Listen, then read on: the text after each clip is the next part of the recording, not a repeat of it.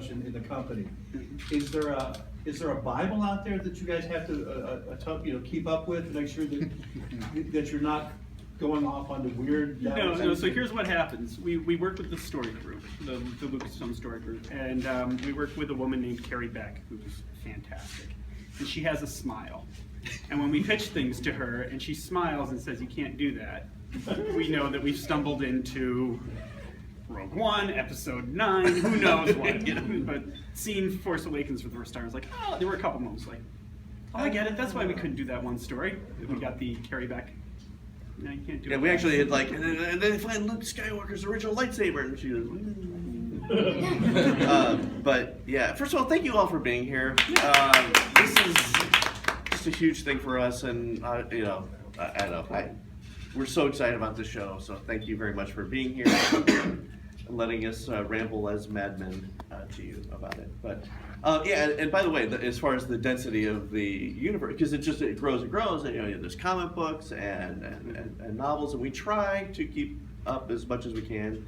And then there are certain things where we do cross over into some other content. And so every once in a while we get very lucky, we get very redacted pages of something, or that we get a little glimpse at something. Slice. And it's very funny, we're such huge Star Wars fans that we even asked Carrie, like, could you redact it more? Because we don't want any spoiler, because we want to go like fans to the movies and see it. And so she joked that she's like, I think you're the only two guys in the world who don't want to know more about Another behind-the-scenes question. The notes say that this series is set between Empire and Jedi. Yes. So what made sort of that time period like the perfect era to tell the stories that you wanted to tell? And also, just two of the characters being named Xander and Cordy, was that a nod to Buffy or just a coincidence? that was idiocy on our part. We'll answer the second one first. We're huge Buffy fans.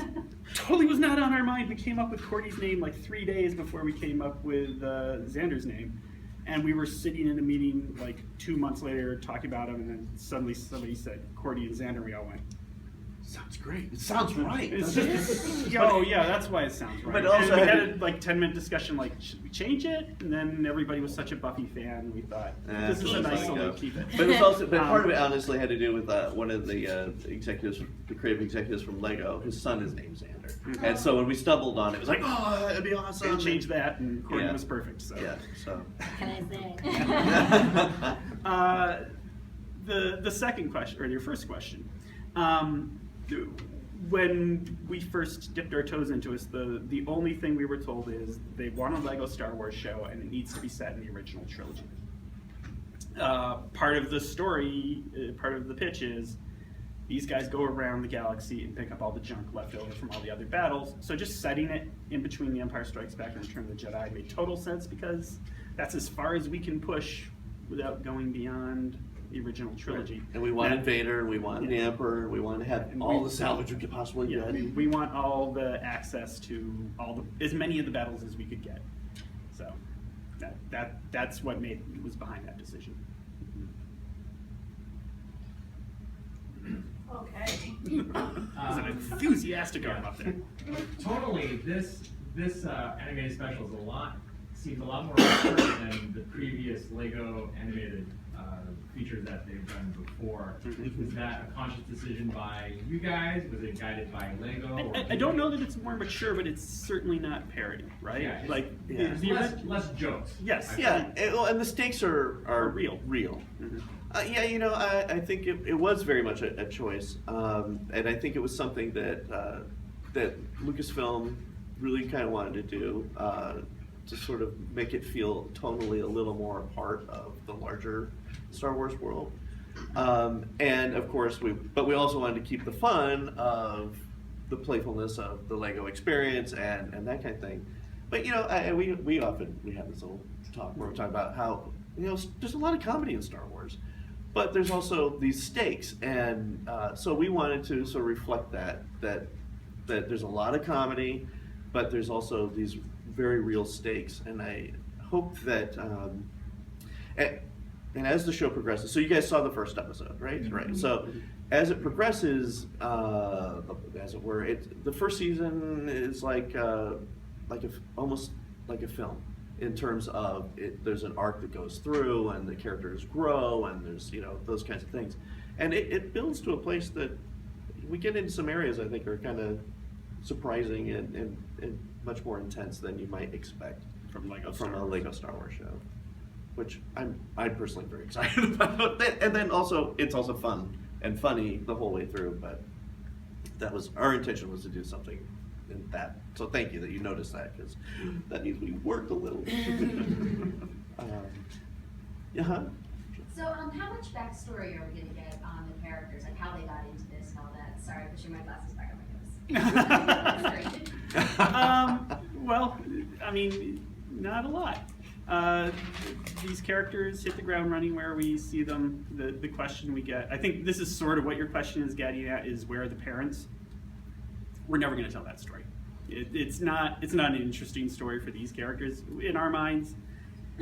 There was a tragedy of a mundane nature. Yeah, there was no Sith Lord who cut their parents down in half. It's an unfortunate event. Yeah, we wanted to start with 3 siblings. We don't want to deal with the super depressing mom and dad died. So we're never going to tell that story. And yeah, it's just, this is where we meet these characters. Whatever tragedy took the parents away was a long time ago. But I do think that the business was started originally by their parents, maybe even grandparents.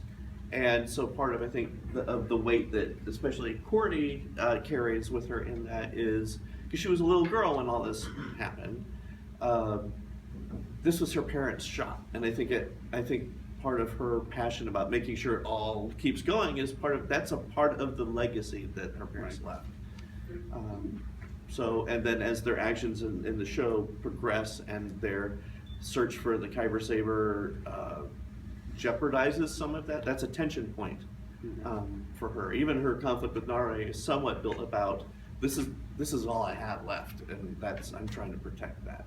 So that's a little subtext that we're never going to get into, because that's kind of sad. But it's but that is sort of the backstory on that. In the back there? Will we see a crossover with Luke, Leia? Han? Yes. Yes, we will. Spoilers, yes. Bob, you're not very good at spoilers. You're going to see a lot of familiar faces. Some Luke and Leia, big ones, and then some other more minor ones that you may not be expecting. And they have Dengar's sitting back. Dengar's in the guys. set. That's a good clue. There's a reason why Dengar's in the set. You're going to see Dengar. And by the way, We love Dengar. What I like about Dengar too